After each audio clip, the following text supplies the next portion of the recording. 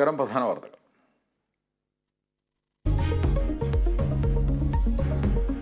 മാസപ്പടി കേസിൽ CMRL MD Sasidharan കർത്ത വീണ്ടും ഹൈക്കോടതിയിൽ. ചോദ്യം ചെയ്യലിൽ നിന്ന് ഒഴിവാക്കണമെന്ന ആവശ്യം. ED മാനസികമായി പീഡിപ്പിക്കുന്നുവെന്ന് ഉദ്യോഗസ്ഥർ ഹൈക്കോടതിയിൽ. വനിതാ ജീവനക്കാരിയെ രാത്രി ചോദ്യം ചെയ്തത് നിയമവിരുദ്ധമെന്നും ഹർജി. സംസ്ഥാനത്ത് തെരഞ്ഞെടുപ്പിന് 10 നാൾ മാത്രം. കൊടിയത്തൂരിനെ ഇളക്കിമറിച്ച് രാഹുൽ ഗാന്ധിയുടെ റോഡ് ഷോ. മോദി രാജ്യത്തെ കൊള്ളയടിക്കുന്നുവെന്ന് Rahul. In Malayalam you say kollaiyalikkal. Modi calls it electoral bonds. Shashi തരൂരിനായി വോട്ട് തേടി DK ശിവകുമാർ തിരുവനന്തപുരത്ത്. CPIM CPI ദേശീയ നേതാക്കളും മണ്ഡലങ്ങളിൽ. കേരളത്തിലെ സഹകരണ മേഖലയോട് BJPക്ക് വിരോധമെന്ന് മുഖ്യമന്ത്രി പിണറായി. കരുവന്നൂർ വിഷയത്തിൽ കേരളത്തെ തകർക്കുക BJP ലക്ഷ്യം. കേരളത്തിലെ സഹകരണ മേഖലയോട് BJPക്ക് അതിൻ്റേതായൊരു നിലപാടുണ്ട്.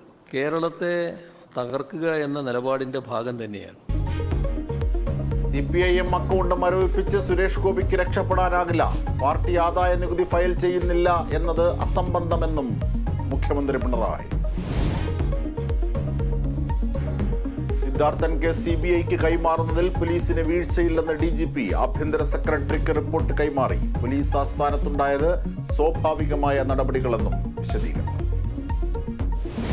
ശ്രീകോവിൽ നട തുറന്നു, പൊന്നമ്പലത്തിൽ ശ്രീകോവിൽ നട തുറന്നു, പൊന്നമ്പലത്തിൽ. സംഗീതജ്ഞൻ KG ജയൻ അന്തരിച്ചു. അന്ത്യം തൃപ്പൂണിത്തുറയിലെ വസതിയിൽ.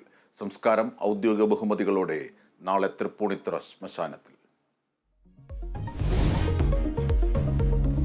IPL ഇന്ന് കൊൽക്കത്ത രാജസ്ഥാൻ പോരാട്ടം. മത്സരം രാത്രി 7:30 കൊൽക്കത്തയിൽ. പോയിന്റ് പട്ടികയിൽ 1-ാം സ്ഥാനത്ത് തുടരാൻ രാജസ്ഥാൻ.